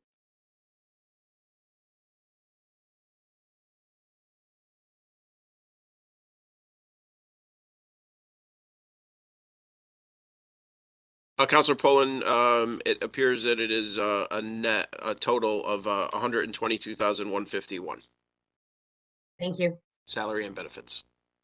$99,000 for salary, 22 for benefits.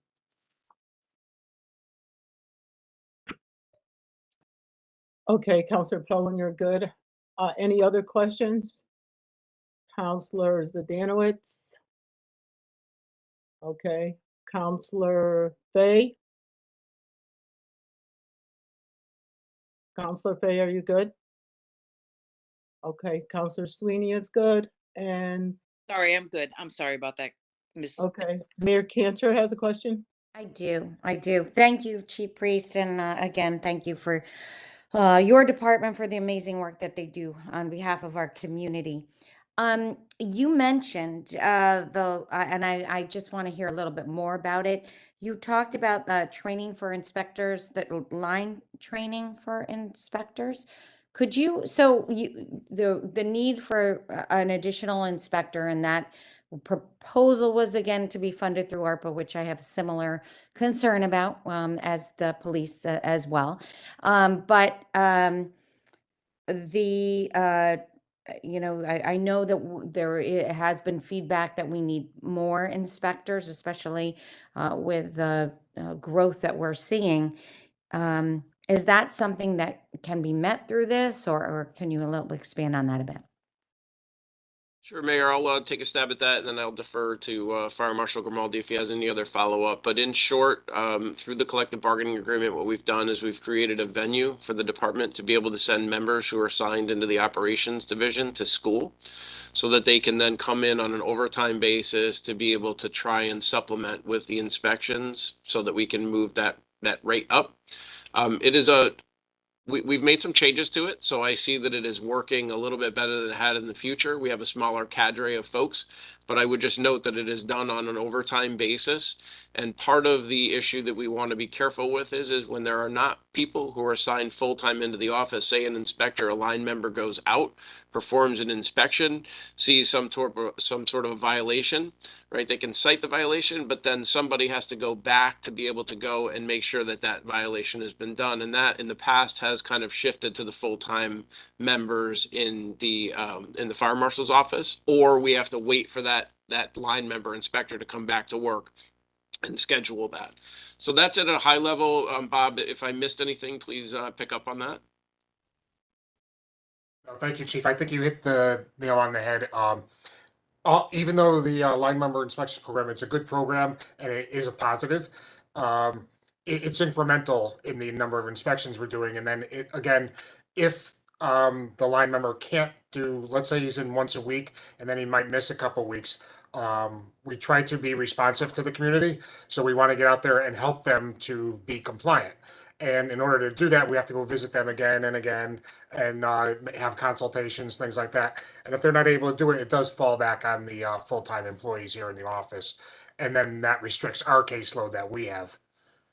Does that make sense? Yeah, yes, it does. It sounds like it's a Band-Aid on a bigger problem that is. But it does work. I mean, it helps. Yeah, it does. Yeah, it sounds like it helps, but maybe not in the most efficient way, but yeah. And so how long does training last, and do you have to repeat training, or once someone gets trained, are they good for a number of years to be able to do that? Currently the training is about between 3 and 4 months. It's only offered twice a year at the state level. and then they're required to get so many continuing education credits. They usually go on a 3-year cycle. And I think for an inspector, it's like 60 credits over a 3-year cycle. So you have to get these credits through. You can do some of it online. We used to have classes during the day, so you could go to classes or stuff like that. So it's up to the individual to keep up their CEUs in order to remain certified. So it's an ongoing thing. Okay, and then the and is this the first year that this has been available? For the line member inspection program Yes. itself. That's something that Chief Priest negotiated with the union. Before, it was a company officer inspection program, and that was an offshoot of an inspection program that started many years ago before the department was doing EMS service. So they would go out when they were on duty and do the inspections. We used to call them, well, from where I came from, they were surveys, but because they were certified inspectors, they could do full-blown inspections. And again, it was good. They got a lot of inspections done, but it was hard to do any follow-up.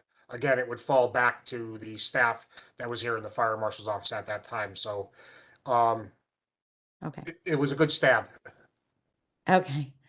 Okay. Thank you for the revenue question. And I did just want to ask, so I didn't notice in the police budget, but I did notice in the fire budget, the holiday pay increased 22% due to an additional holiday. So there were 12 holidays that then were 13. Yes, Rick.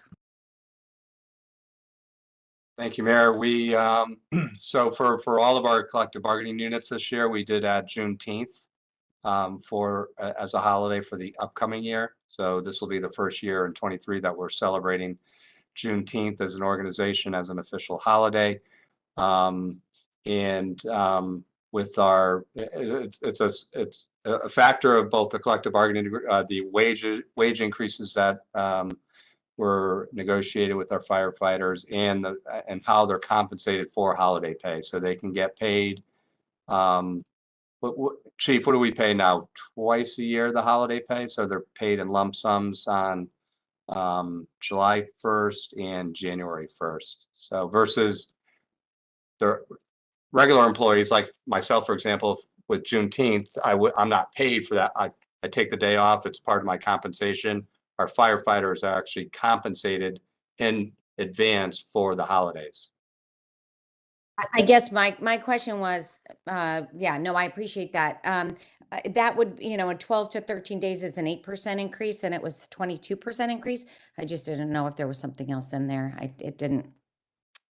So can't take the accountant out of the girl. Sorry. I can take a stab. I think Peter might be able to back me up. We have made a lot of hiring, Mayor, so we have additional staff coming in. I know that the finance department does a really good job of accounting for the holidays for the amount of full-time employees that we have on board. Okay, so this would be like cumulative holidays, maybe for other. Yeah, okay. I still am a little unclear on it, but I can follow up. That's okay. We'll get you more details, Mayor. Okay, thank you. Thank you, Mayor. Anybody else? Okay, I do have a couple of questions for you, Chief Priest. On page 8-5, under the information technology piece, can you just elaborate on that section for me? I did notice that a bunch of the stuff, like you said, was transferred from other areas into the management division. I did see where it says, additionally, this line finances a staffing program, telestaff, which increases the efficiency of daily hiring practices and so forth and so on. So can you just give me a little more? Absolutely, Mayor. Sorry. Congratulations on your promotion to mayor. No, No, Counselor. thank you. So let me. graciously defer to my chair. So I will hit it at the high level. Actually, this is why I asked Dan to join us tonight as well. But the way that the fire department budget used to be structured is we had all of our information technology, cell phone lines were distributed amongst different divisions.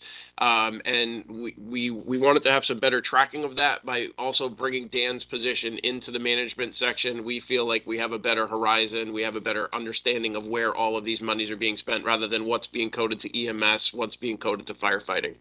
So what we did in this year is we pulled all of those monies back into the management division. Dan is going to be responsible for that as well.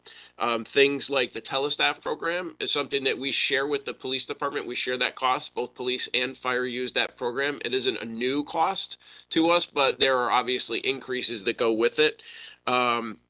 When you see some of the more specific references inside of the budget on page 8.5, these are either new or subscriptions that are going up in response to either the percentage increase, just the CPIs or whatever the vendor has told us. But we do have a couple of new issues in there. One is a weather station, which is related to emergency management again, but under the philosophy of we're trying to centralize anything that has to do with a system or information technology into one line. So with that, I think I'll stop and I will say, Dan, how bad did I butcher that? Is there anything you want to put that in?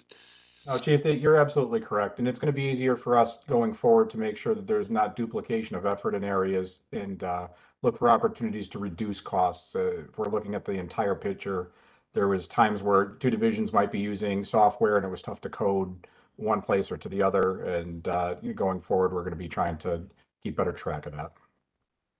Okay, thank you. I appreciate that. And then my other question, Chief Priest, really ties back to our field visit to the stations and the Fitch study. So I saw in the Fitch study where some of that recommendation was offered in terms of upgrade, and I know you've started doing that. And then my concern going forward as we try to recruit more members, teams, young people, a more diversified staff, women, non-traditional folks who would come in. So I did notice on a few of those fire station or houses where you had the restrooms was just either one or unisex, and then the quarters, their sleeping quarters, didn't really have that privacy. I know that you all did the best that you could, but as we look at staffing up and bringing new people on, can you talk a little bit about how that's going to look going forward? Because my concern is we may get somebody good, they come in and then they leave because of some of those little nuances. Yeah, Counselor, thank you. I really appreciate that question as well as your visit to the fire stations. That was very important to the fire department for our council to be able to see the conditions that folks are in and also to be able to hear some of those concerns that we've had for quite some time about the condition of the facilities. So, as a matter of progression, we received a Fitch study that said that we were at maximum capacity and several of the facilities were outdated. But obviously, much to, Councilor Fay's, point before about trying to project, trying to look towards the future, we understand that there's a huge and tremendous investment in the facilities that has to be made. This dovetails in very closely with what Chief Riddick said. So as a result of the Fitch study, we work with facilities and a town manager to be able to commission a study. It's being done by Tecton Architects. We've had a kickoff meeting. And as part of us going through those facilities, that is where we are identifying some of these deficiencies with, our bathrooms, our rest quarters, accessibility to the facilities, the condition of it, the air, quality, especially on the heels of a pandemic. But to your point, I think we also have some monies that have been allocated by our facilities department that can be used in this fiscal year to be able to address some of those deficiencies, but it is running in tandem with the Tecton study as well, which should give us the future growth. But I think there's short-term things that can be done. And then I think we have to look at the longer term vision and how that also intersects in with public safety complexes as well. So hopefully that answers your question. But I really appreciate the conversation that you and I also had about how important it is that those facilities are welcoming to a host of folks from different backgrounds. Thank you for that. And then I do have one other question, which was on 8 and 9, which was the utility line item. So it says this appropriation represents the cost of maintaining approximately 1388 hydrants through a service agreement. Would you just explain what the maintaining means? What do we actually do? So I'll probably look to Peter, but to brush this up, this is an expense that we pay to the Metropolitan District Commission. It's their hydrants that are installed throughout town that allows the fire department to have water for structure fires.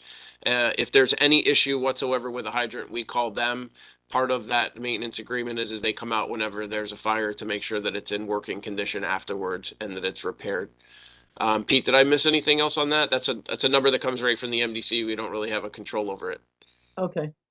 Yeah, that's correct. The MDC owns the hydrants in town, so this is the fee we pay them for the maintenance of the hydrants. Okay, thank you. See, that's that other little tip piece that, we don't normally know, or the average person, sort of takes it for granted. So thank you for that clarification. Okay, that's all I had. Going around one more time, does anybody else have any other questions? Burning issues for clarification?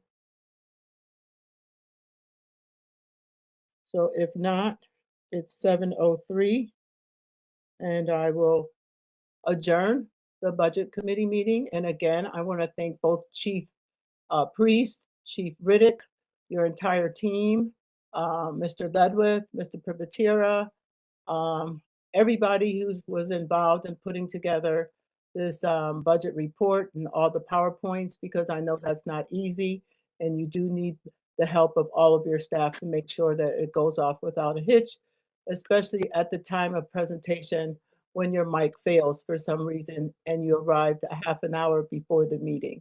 So again, thank you all for all the work that you do each and every single day to keep our town safe. Have a good evening, everybody. Thank you.